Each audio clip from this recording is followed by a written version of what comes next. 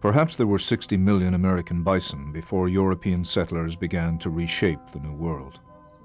Documented events by trained observers commonly reported bison herds miles wide and days long.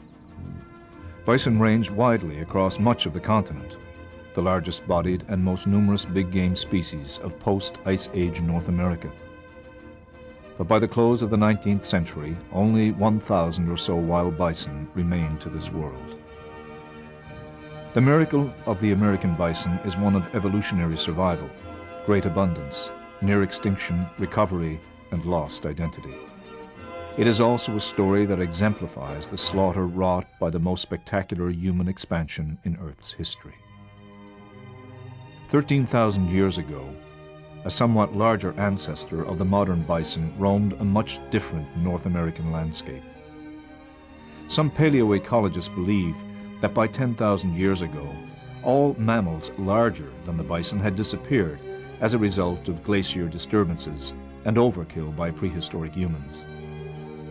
What saved the bison's ancestor from extinction is unclear, but scientists infer from spear points, arrowheads, and hide scrapers found among bison bone deposits that the aboriginal hunting of bison went on more or less uninterrupted until the 1800s.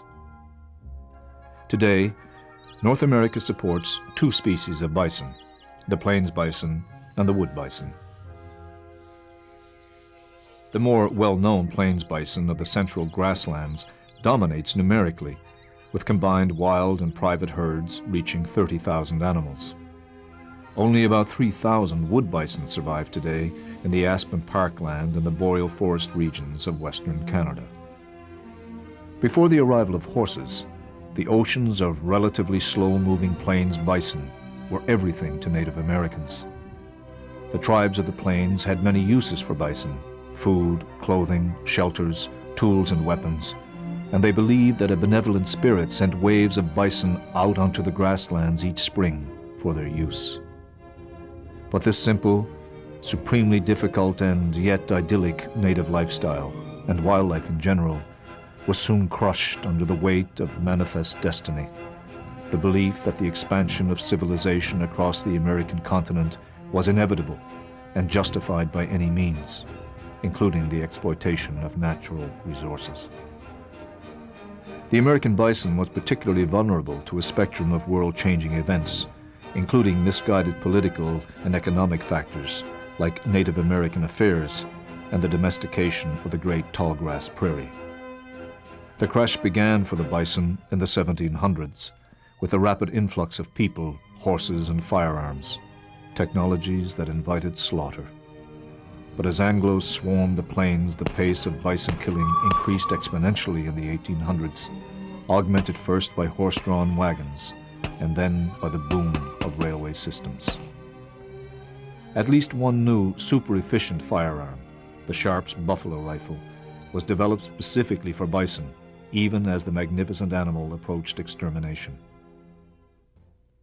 The final frenzy of bison market hunting wound down in the late 1870s and early 1880s because, quite simply, the hide hunters and skinners believed that the bison had been completely shot out.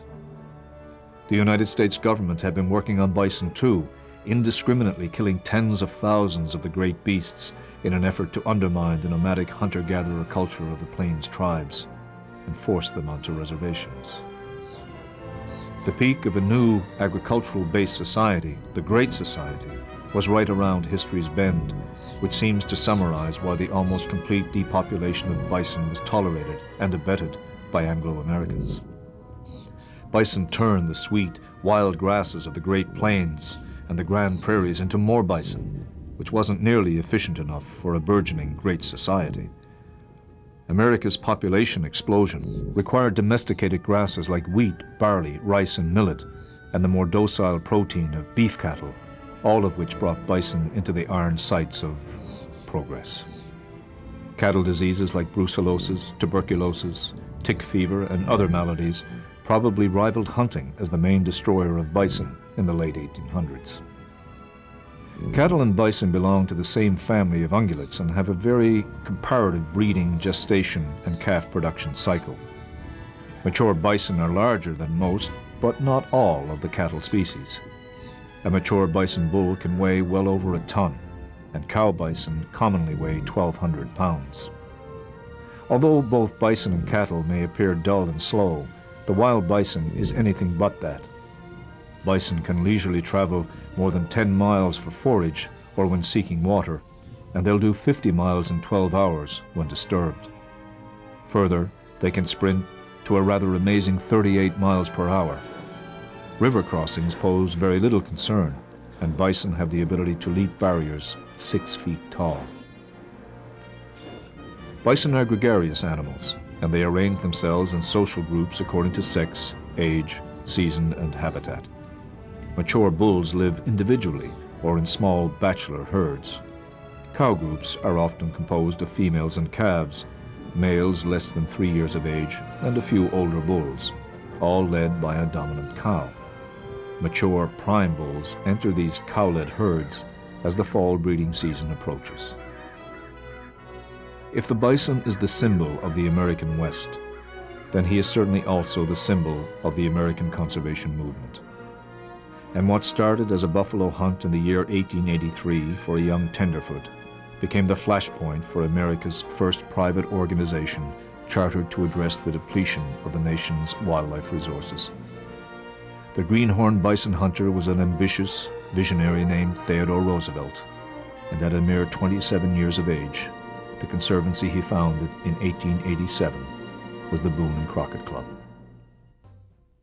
In response to the pending extermination of whole classes of North American big game animals, including certainly the bison, the Boone and Crockett Club secured the creation of the New York Zoological Society in 1895, headquartered at the Bronx Zoo in New York City.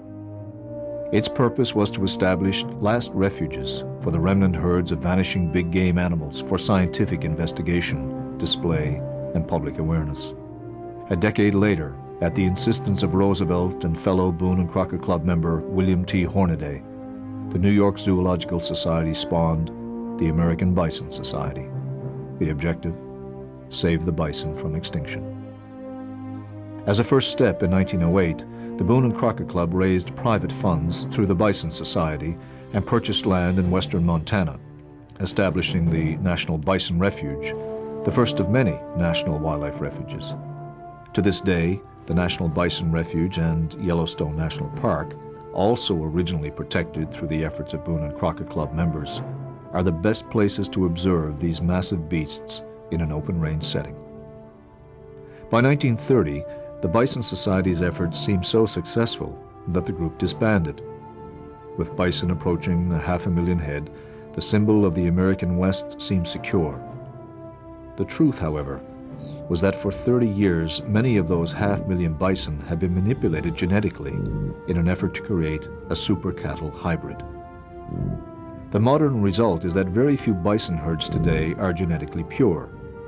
Moreover, 95% of the bison alive today are products destined for market, which means they are bred for easier handling and improved weight gains. With astonishing speed, some commercial bison operations are quickly domesticating the wild bison. Is that the destiny of the great bison?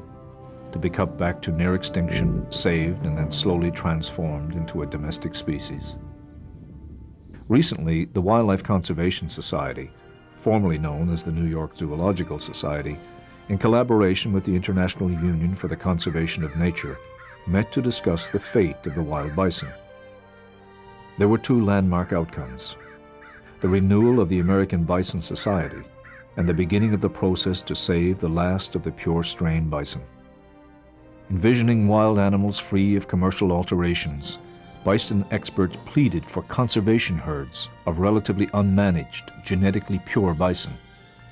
Fortunately, such bison do exist in Yellowstone Park and private land in New Mexico. It will take the vision and work of the Bison Society, plus the cooperation from landowners, sportsmen, and others, to secure a future for the Plains bison. The opportunity to hunt bison today is mainly relegated to private ranches. Very few truly free-ranging herds exist. The Boone and Crockett Club recognizes bison trophies through its records program, But animals eligible for this prestigious records book must be taken from these greatly reduced free-roaming situations. Only animals from herds classified as big game and managed by states or provinces are eligible. The world's record bison was taken in 1925 by Yellowstone Park Ranger Sam T. Wooding as part of a herd reduction hunt. The bull scored 136 4/8 Boone and Crockett points. Theodore Roosevelt established the Boone and Crockett Club to prevent the exploitation of our big game populations. The club's insistence on fair chase hunting implies restraint and stewardship, traits that were not shared by the Western pioneers of the bygone era. The fate of the wild big bull bison remains unsettled. To maintain viably pure herds may be more daunting tomorrow than it was a century past. In volume, he is the pitifully reduced, obsolete symbol of the American West, the egregiously persecuted underdog of the century. Heartbreakingly, the bison can never be fully restored to the modern world. Individually, however, this stoic mega-mammal remains a most remarkable creature. The American citizenry certainly owes the bison a station well above his current remnant status as the silent relic. Armed with that certitude, perhaps the bison may still emerge as one of the preeminent wildlife causes of a relatively new nation, an ever smarter great society that continues to reinvent, revalue, and unify its place in the world, often through the rediscovery, the examination, and the completion of the dreams of its greatest visionaries.